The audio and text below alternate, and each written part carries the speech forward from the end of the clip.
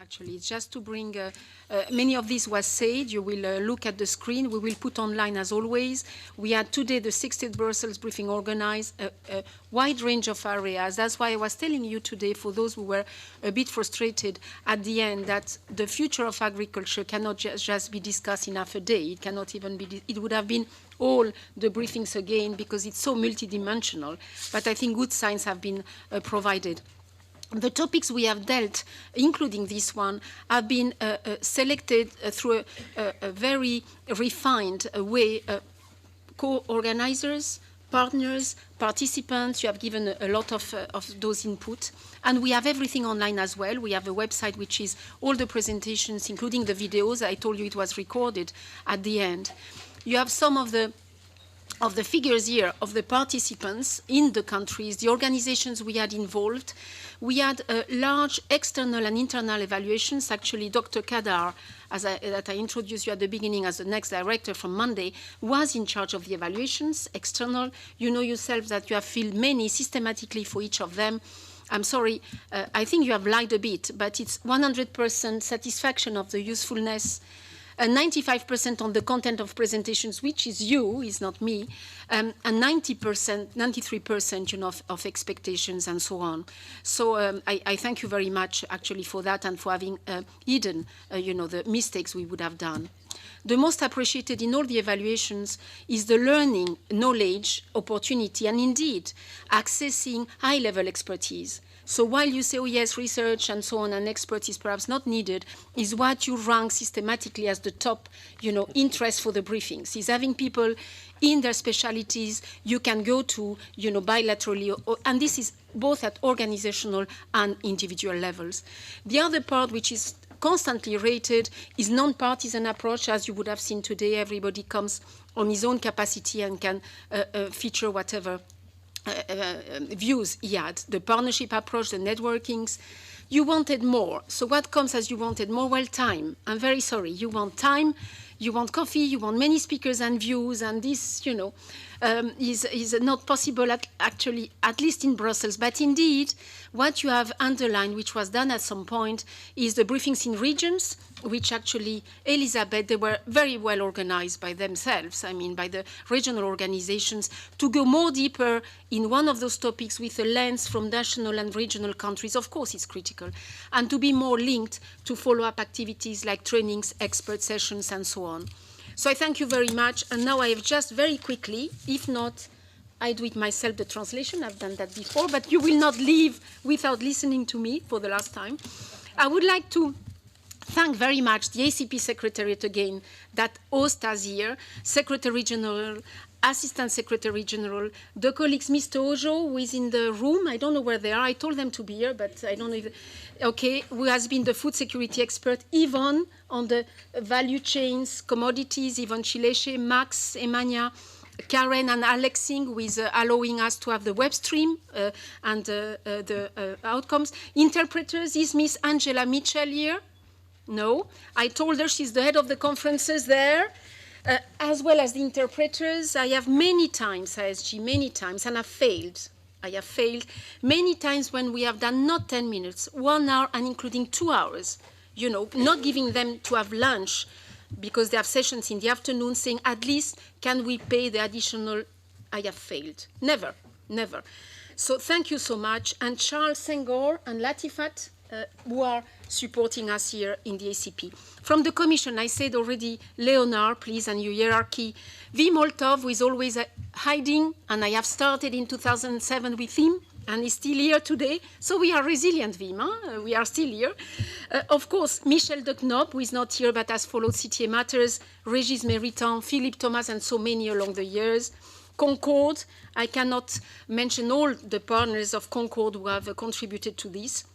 When we launched them on 2007, we had also euphoric colleagues, Peter Ballantyne, who has another role now, my colleague Chris Addison, who was at the time director of One World Europe. We started #1 with them. From CTA, I have to thank, you know, I have I mean, I think one of the things you have to be in life is grateful to those who have given you opportunities. And to me, in this capacity here, as Brussels Briefing and Brussels, I have to thank my director, Carl Greenidge, who is today a very high level in Guyana, in the Caribbean, vice president, who was actually assistant secretary general in this house, who was acting secretary general, because he's the one I was at headquarters, who sent me to Brussels, who give me carte blanche to do, things that were useful, and I really thank him for that. It was another part of my career. I like to thank all the staff who collaborated with me. I've used more than 50 interns, young professionals who still speak to me. I don't know why, but they still speak to me. Many are at the Commission and in other places. More than 50 interns. The internship program was started in Brussels. And today, there is one remaining. Felix, please.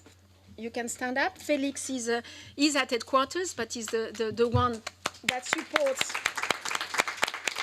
me in everything that is needed. He has brought one of his young colleagues, Arsène, who is helping us as well.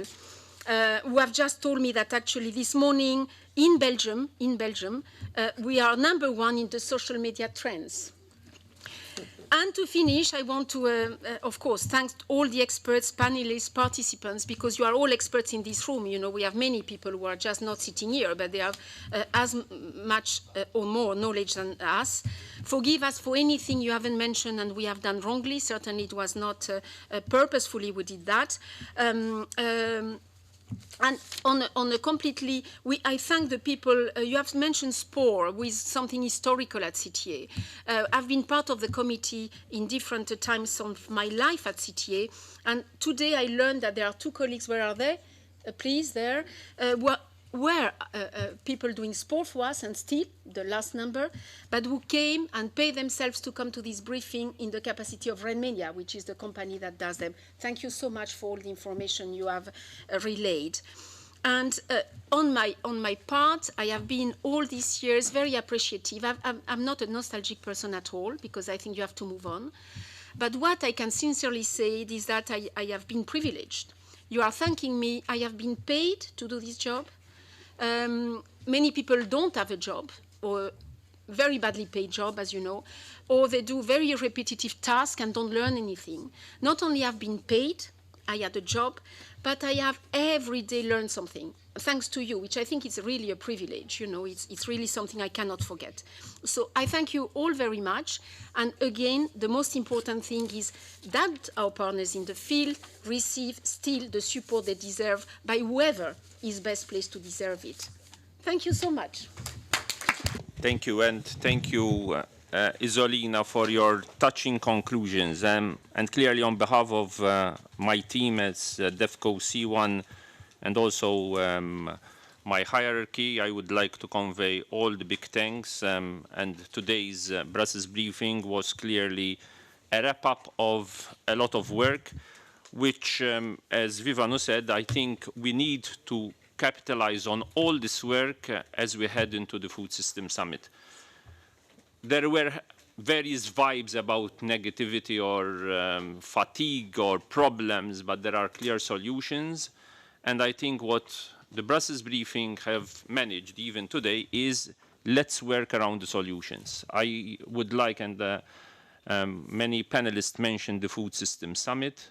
I would not like to go to the Food System Summit with no clear solutions and an agenda driven with clear visions on partnerships which are operational. Because we sometimes use the word partnerships, but partnerships, if they are not equal, are not partnerships. The partnership model is a very, in some cases, inequitable model. And I have loads of complaints about the unlevel playing field. One issue which I didn't hear today, and without elaborating much, is the willingness to pay of European consumers for what we said today. I was in Green Week a few weeks ago, and I was struck, and it will remain struck in my mind, when I heard that on fair trade bananas, German consumers were not prepared to pay 20 cents. So it's nice to be protesting in the streets. It's nice to speak about climate, when it comes to pay the price, the big question is, are European consumers prepared to pay that price? Some are yes, but if we really want to have impact, then that price premium in full transparency has to pay for the price of biodiversity, has to pay the price for ecosystem services, for the impact on the ground of the small farmer. And what we will try to construe, and it will not be easier under the Green Deal, is a model which is as close to what we have been discussing today, but there is clearly a price to pay. This is not zero cost, because then the mechanics of the market will not work in an efficient way.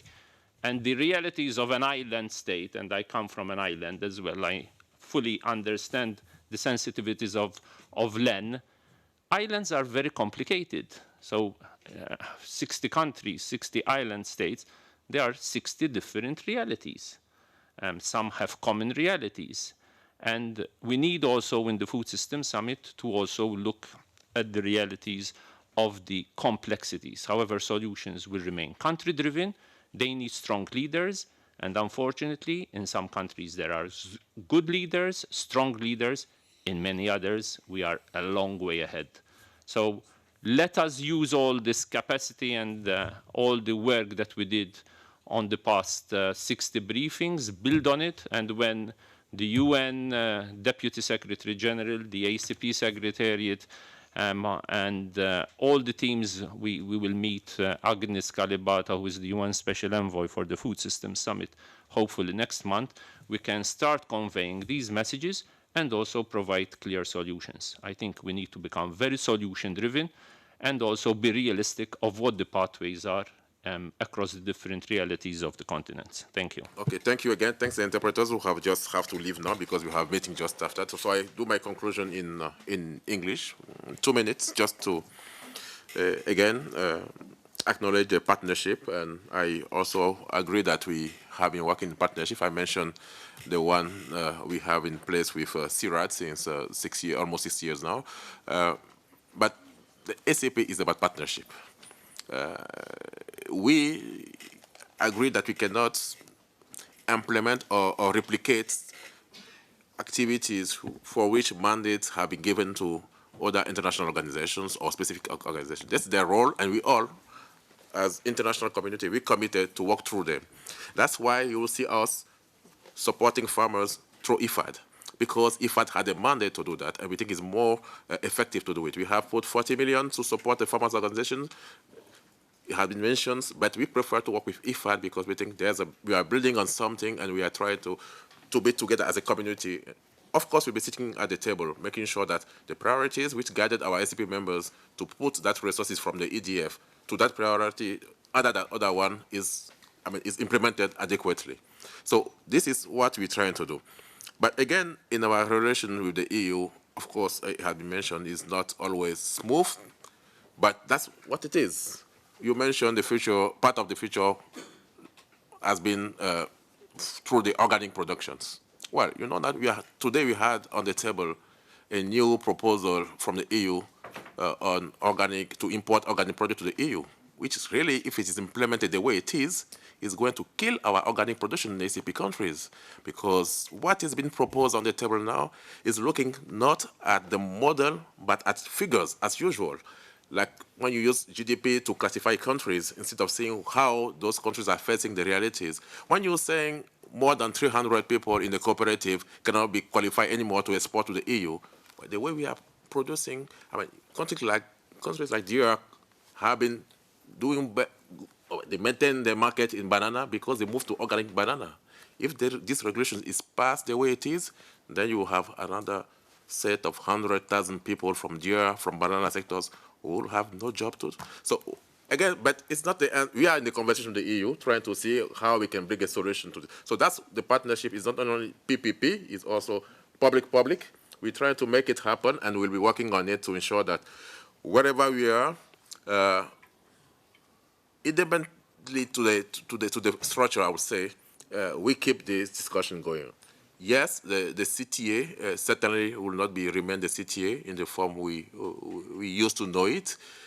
Certainly, the Brussels development briefings will not remain this Brussels development briefing in the form we know it, but I can, well, it's easy for me to commit, I'll be departing in a few weeks, but I can commit the ACP, if I can, that definitely there will be a form of briefing continuing after this form of briefings. We will have opportunities to come again together to discuss issues which are of important for the ACP communities, for the farmers, to making sure that we in this house, when you sit as decision makers, we receive information from those who on the ground are the one driving the process. That's the only way we can make it happen. There's not a different way. There have been evolutions since the beginning. We have seen in some regions, like in West Africa, the ROPA be able to sit on the table of IPA negotiations with the ministers.